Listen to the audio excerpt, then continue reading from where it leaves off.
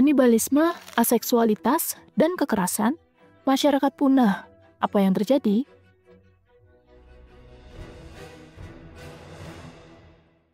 Pada tahun 1972, John B. Calhoun menyimpulkan spesifikasi utopia yang dirancang untuk tikus, dibuat di laboratorium. Setiap aspek Universe 25, demikian sebutan model khusus ini, dirancang untuk memenuhi kesejahteraan penghuni hewan pengerat tersebut, meningkatkan umur, dan memungkinkan mereka untuk kawin. Mereka menyiapkan makanan, air, dan sarang. Sarangnya dibersihkan rutin. Tidak ada predator, suhu stabil. Seperti surga kan? Atau tidak?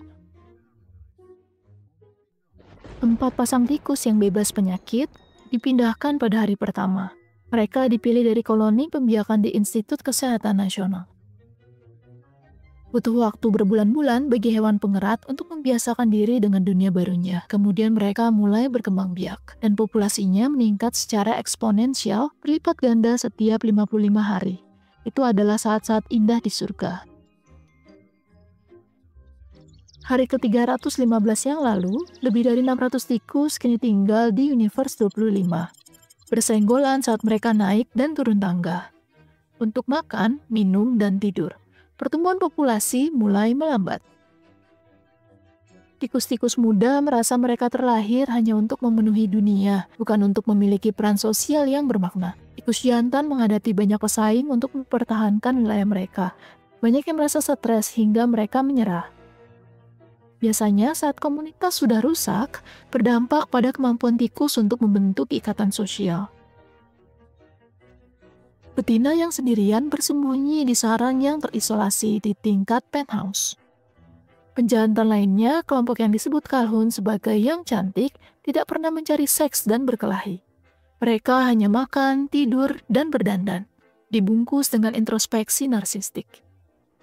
Di tempat lain, kanibalisme, aseksualitas, dan kekerasan mewabah.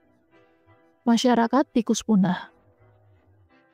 Pada hari ke-560, populasi mencapai puncaknya, yaitu 2.200 tikus. Beberapa di antaranya bertahan hidup setelah disapi hingga hari ke-600. Setelah itu hanya sedikit yang hamil dan tidak ada anak yang masih hidup karena populasinya telah berhenti beregenerasi. Maka jalan menuju kepunahan sudah jelas. Tikus-tikus tersebut telah kehilangan kemampuan untuk membangun kembali jumlah mereka. Banyak yang masih bisa hamil, seperti tikus-tikus cantik, dan tikus betina lajang yang terpencil telah kehilangan kemampuan sosial untuk melakukan hal tersebut. Pada hari ke-920 adalah pembuahan terakhir. Tikus terakhir mati pada tanggal 23 Mei 1973, 4 tahun 10 bulan setelah penjajahan. Calhoun kemudian mengatakan bahwa makhluk itu telah mati 2 kali. Yang pertama adalah semangat, kemudian populasi mulai punah. Kematian kedua adalah kematian tubuh fisik mereka. Ini bukan pertama kalinya ahli etologi membangun dunia untuk hewan pengerat. Calhoun telah menciptakan lingkungan utopis untuk tikus sejak tahun 1940-an dengan hasil yang konsisten. Kelebihan populasi menyebabkan kekerasan yang meledak-ledak dan aktivitas hiperseksual diikuti oleh aseksualitas, penghancuran diri, dan kepunahan. Dalam penelitiannya, kepadatan populasi dan patologi sosial, Calhoun menyimpulkan bahwa tidak peduli seberapa canggihnya kita, ketika jumlah individu yang mampu menjalankan peran sosial melebihi jumlah peran tersebut, maka hanya kekerasan dan gangguan yang dapat terjadi. Dia kemudian merujuk pada fenomena yang disebutnya penurunan perilaku. Penurunan perilaku adalah keinginan kita untuk berada di hadapan orang lain, dikondisikan untuk berusaha berada di dekat orang lain, dan tertarik pada orang banyak meskipun ada konflik yang dapat ditimbulkannya. Berdasarkan penelitian populer Calhoun, para ilmuwan sosial mulai menyerukan pembatasan reproduksi sebagai satu-satunya respon yang mungkin dilakukan terhadap peningkatan populasi dunia. Calhoun sendiri lebih optimis dengan masa depan kita. Dia berargumen ketika ruang fisik kita berkurang, kita terpaksa memperluas ruang konseptual, jaringan, ide, dan teknologi kita.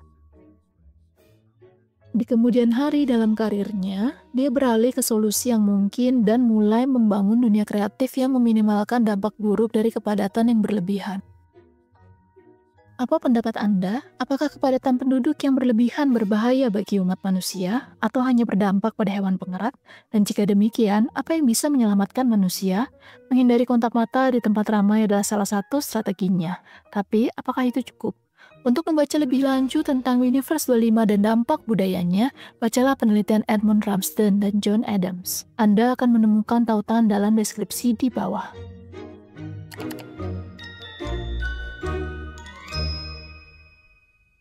Jika Anda merasa ini bermanfaat, lihat video kami yang lain dan subscribe. Jika Anda ingin mendukung pekerjaan kami, bergabunglah dengan kami di patreon.com/sprouts. Untuk informasi lebih lanjut dan konten lainnya, kunjungi sproutschool.com.